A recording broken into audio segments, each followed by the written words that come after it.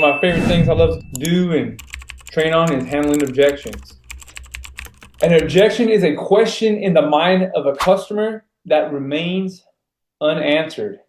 Answer their questions. A condition is a statement of fact that you can do nothing about. Move on. So before I start diving in deeper, can anyone tell me the difference between an objection and a condition? Condition you cannot satisfy. An objection is something you can satisfy. 100%. Objection can be something like commission. Hey, you know what? Someone said they can do it for less. A condition, hey, you know what? We're not moving until we're retired, and we're about a year away, so we can't make that move. Remember, there's a direct correlation between the amount of objections you receive and the strength and quality of your presentation. If you show up sharp, confident, versus somebody that shows up not sharp, not squared away, and not very confident, who is that home seller or home buyer more than likely going to work with? The more confident agent, the one that's more squared away, and they're probably going to get a lot less objections. Since objections never change, don't be afraid of them. Learn the answers. Since I've been in this business, it's been here over 6 years, I get the same objections. Nothing different. Nothing's changed. Keep working on strengthening the presentation as a method of bringing the seller to your side.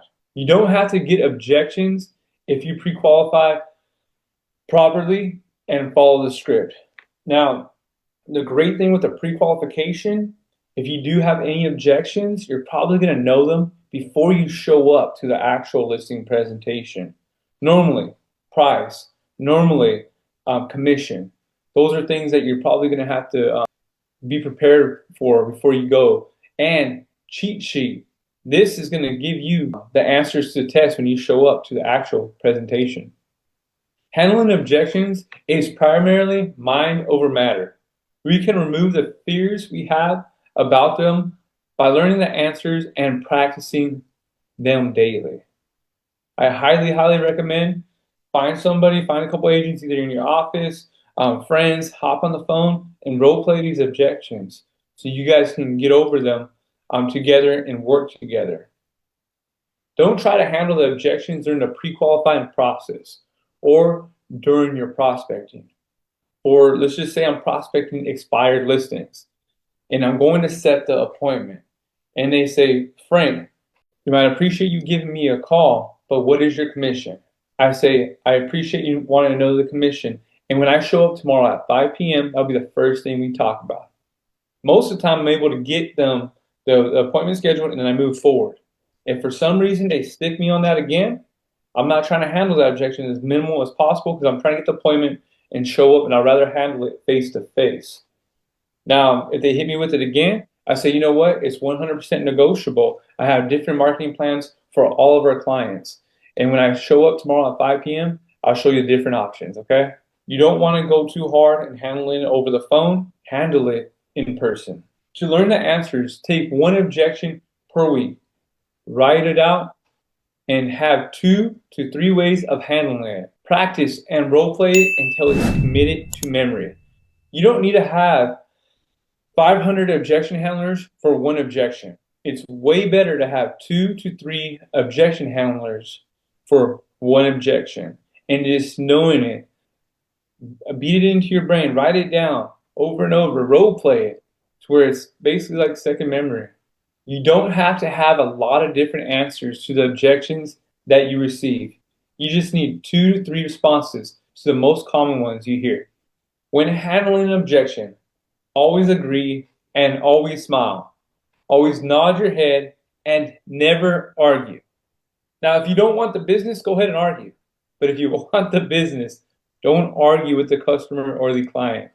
Although you use emotion during your presentation, use logic when handling objections, as it makes it easier for the prospect to understand. Now, people are going to take logic, but they're going to make decisions off emotion. Again, remember not to argue because it puts the prospect on the defense and makes it more difficult to get a contract signed. Now, if you and your client aren't seeing eye to eye and you're arguing with them, and now if the roles were flipped, would you want to do business with that person? Heck no. So make sure you guys ask good questions to have your client, the seller or the buyer, to come to a self-realization. Now, in the event, and this is a business decision, in the event someone is just not realistic or maybe, and this is very, very slim, but it happens. Sometimes we deal with knuckleheads. Then make the business decision not to take that business. Walk away. Learn to recognize that at times the prospect is simply bringing up an objection to create a conversation. Understand that you can smile and continue without answering. Remember, objections usually come from someone that wants to work with you, but who has a couple of questions. With this thought, you can get excited about having an opportunity to respond. Remember that knowledge equals confidence, and your knowledge inspires confidence in the mind of the prospect when you answer their questions. Remember, in most cases, they won't ask you a question or give you an objection if they weren't considering on working with you. Keep the toughest objections and answers that you receive posted in your prospecting area so that you have an immediate response. Another thought is to have the answers and objections on a 3x5 card and review it and practicing them daily. Thinking it over is not an objection. It is a smokescreen for what the seller is really concerned about. Question them and isolate to find out if it's commission, price, etc. How many of you guys have gotten, I want to think it over? I'm pretty sure every real estate agent on this Zoom has gotten this objection or this smokescreen at least once in their career. I had this happen multiple times, especially when I'm dealing with expireds, for sale by owners, cold calls. This is something that I may get. I want to think it over. Well, Mr. and Mrs. Seller, what is it that you would like to think over? I ask them that question. That question normally brings out what maybe the objection actually is. You know what, Frank? There's another agent that said they'd take the listing for 2%. Boom. Now you dive in. Now you know what the real objection is. You handle that objection like the professionals that you guys are, and you close and get the contract signed. The best way to learn how to handle an objection is to memorize it and internalize the listing script. The stronger your listing presentation, the more contracts you will get signed. And I don't say this to brag at all, but I say this because I wrote this down 30 days straight, the listing presentation, the MFO listing presentation, multiple times, 2 times that I've done it. And I role played this for years, every single day at 1 p.m. I role play this for days to where now when I go on appointments, I have it internalized. I have it memorized. I listen to my listing presentation on my way to the actual listing presentation. And right now I'm getting 9 out of 10 listing contracts signed that I actually go on. It's very rare if I walk away without that contract signed. But at the end of the day, there are times it doesn't happen. And then I got to go back on why didn't I get that listing contract signed? But the stronger your listing presentation, the more contracts you will get signed. Work to understand the logic in the script. As you guys have your script that you write out every day that you actually use when you go on listing presentations, make sure you understand it. Me, till this day, I still use the MFO listing presentation. For me, works perfectly. You start with the 1-minute presentation, then you go into the CMA presentation. You give it to them easy, then you give the takeaway. And it's using NLP throughout the whole process to set you up for success. And I'm gonna be honest, if you can't close with this listing presentation, it's because you don't have it, you haven't internalized it, you haven't role played it enough. Understand that the client will believe you when you believe you. Who wants to work with someone that's not confident? Let's just say one of you guys on the Zoom call are looking for a CPA, and you go interview these CPAs and you ask them, you know what, I really need a good accountant for my bookkeeping, for my taxes, and they're not confident on their end. They're like, oh, I think I can do this. If they're answering your questions like that, are you really going to hire them? Remember, guys, we are handling these sellers, these buyers' biggest investments. A home is going to be most people's biggest investments that they ever purchase or ever sell. You have to believe in you. If for some reason you're in a position where you're not confident, partner with somebody that is. Go on a few appointments with somebody that's super confident that can help you close. And then from there, hopefully helps you build confidence as you're still role playing, as you're still writing these scripts out to help you build your business. Know that what is true and factual is what they will believe. Create additional scripts for yourself by listening to what your prospects say and responding logically to them. Remember the rules of handling objections. Never argue, always agree. Smile and nod your head. I had an issue for the longest time being a driver, not smiling enough. You got to smile. People don't want to work with someone that's mean and has a grumpy face. So smile. Ask a lot of questions.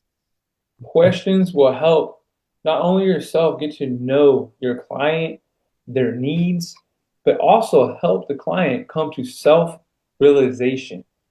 When you ask good questions, it's going to help the client realize what they're looking for.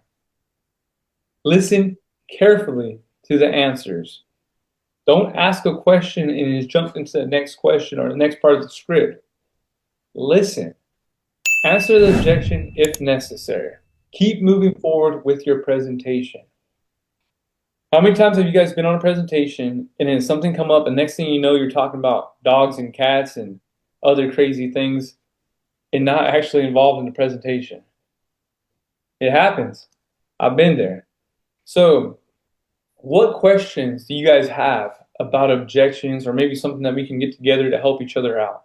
My name's Annette. So the biggest thing right now is price, right? We're in this market where it's a little bit tricky.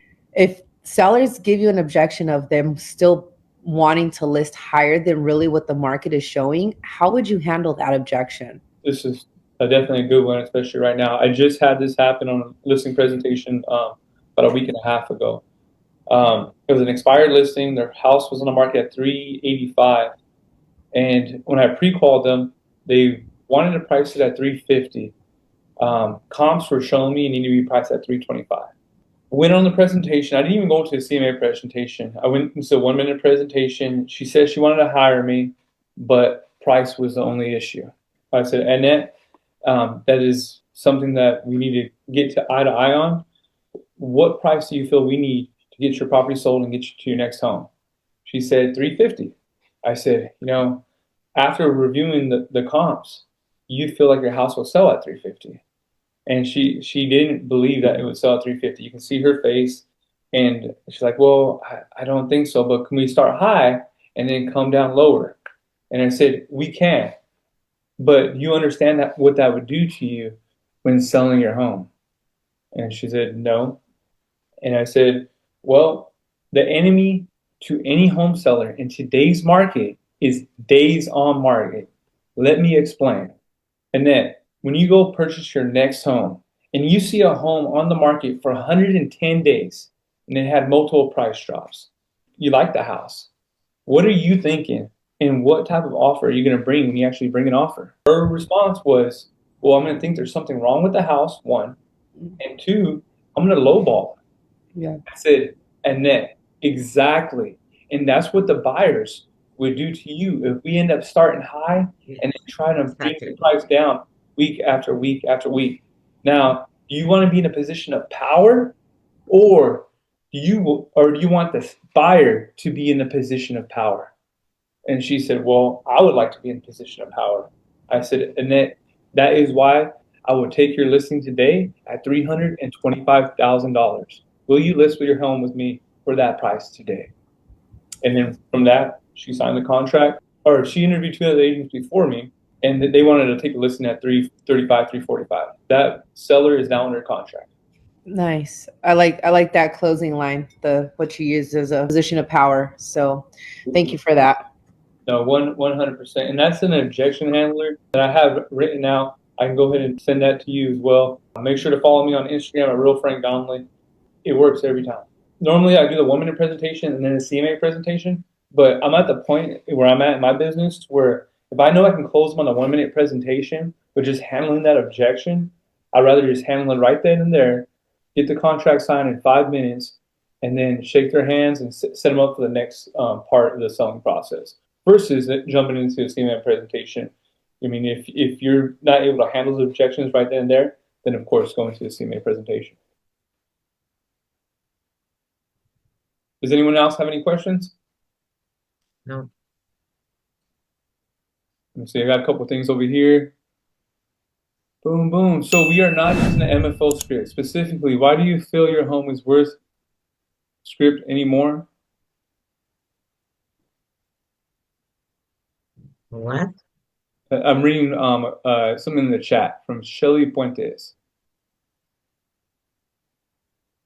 Hello. Yeah, I was asking because you were talking about being on script, so I was asking, are we not using at the end of the listing presentation in where it says when they ask on price, and then we go into specifically why do you feel your home is worth $25,000 more than your neighbor's script? Yeah, you can. That's a great script to use. It works, but that script that I just used right now, I've been using it for the last year. I haven't had anybody not list it, at least where I wanted to, or at least close to that. That's the one I've been using on that. But yes, that script works as well. What's the biggest objection you're getting right now? And then honestly, it's pricing. Probably about a month ago that we have coming live very soon. I went to the whole CMA presentation, got to the end, closed, and she wanted a price very similar. She's like, hey, can we start higher and then come lower? Basically the same thing. And I went with another agent because it's a little bit out of my area. I'm in Huntsville, this listing's in Birmingham, and I partnered with an agent down in Birmingham so they can handle all the buyers. And then I'm helping that seller move to Huntsville. So I handled the objection just with the same objection handler I just used. Got the contract signed and walked away. And I asked the agent I was with, I was like, hey, I'm like, did you have any feedback on objections? And she was like, oh, you didn't even have any objections. And I said, well, I was like, we did. We had a price objection, which honestly I'm getting in all my listing presentations right now. No, mostly is pricing what I'm having. Yeah, they still are in behind with the market.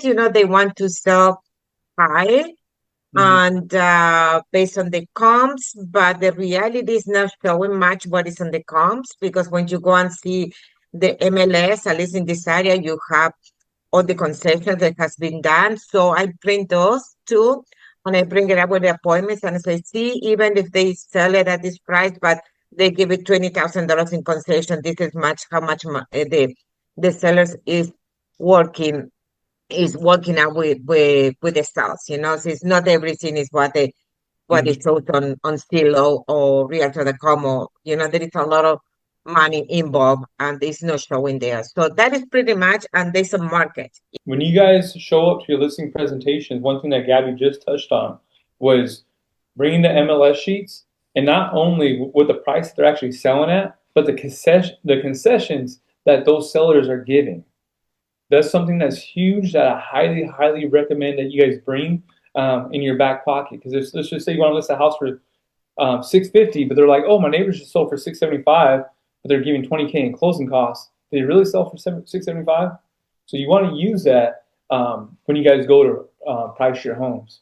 So what if you have an objection where the seller is still wanting this inflated price, and then also they're like, oh, well, I have this other agent that will list it for 2%, whatever the case is. How do you manage that? Like, what is a good objection handler to getting them back on track with getting them to list with you ultimately? Definitely. Now, it's basically an agent cutting their commission type of objection handler right there. You know what, Annette, I definitely understand there's always somebody that will do it for you at a cheaper commission, correct? Well, that agent is showing not only their worth, but also their negotiating skills, Annette. Now, are you a professional negotiator yourself, Annette? No. and you got them down from, I mean, when normal agents in our market are taking 3% on the listing side, you got them down to 3% to 2% with not being a professional negotiator.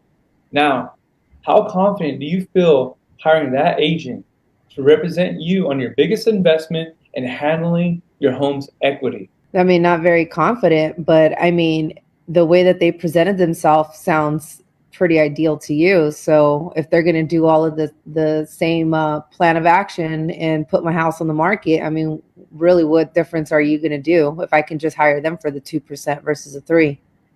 Well, I mean, the plan of action is one thing, that's the marketing portion, but obviously they're showing their cards on how they're going to negotiate on your equity.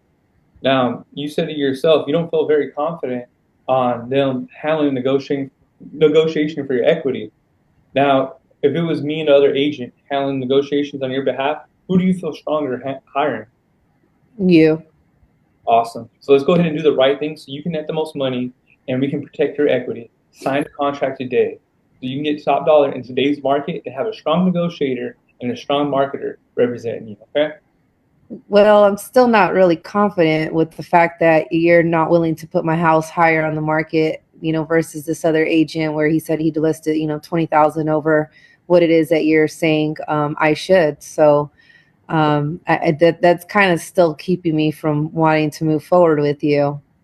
Definitely. So $25,000 over basically what houses are selling for. They're okay with, listing it there, and that's fine. There's a lot of agents that are doing anything to get business. Now, I'm in a position where I'm choosing who I would like to work with, I would love to work with you, but I'm not desperate for business. If we can come to an agreement by the end of the day that we start at, let's just say 675, and if we're not getting the activity that you need to actually get your home sold, would you be willing to come down to 650 if we're not getting the activity you deserve? And yeah, I guess so. Okay, so let's go ahead and list it at 675, and then in the contract, if for some reason we're not getting the activity we deserve or no offers within the first 2 weeks, we'll go ahead and reduce the price to 650. Sounds good. Thank you. That's worst case scenario, but of course every market's different. Me personally, I walked away from somebody. This was earlier this year when the market was really cold in Huntsville, January, February. Someone wanted to list their house for 500. The highest sold property in that neighborhood was 375. Oh, well, not even close. After seeing the comps, after seeing that they were just like, oh, I feel like we might be able to do it, and I'm just like, okay, this person's not real. I just said, you know what, Mr. and Mrs. Seller, I would love to represent you, but I don't think we're realistic on price. I wish you the best of luck with the other agent. If for some, I said, more than likely it's not going to sell, and when it doesn't sell, and you're a little bit more motivated, I'll be just a phone call away. Go ahead, be respectful, shake their hand, and boogie on out. Don't be afraid to walk away from don't be afraid to walk away from business. That's why we prospect, and that's why it's good to have an abundant mindset. Hey, thank you guys all for hopping on. Make sure you guys are following Millionaires in Training, and let's finish this year with an amazing year.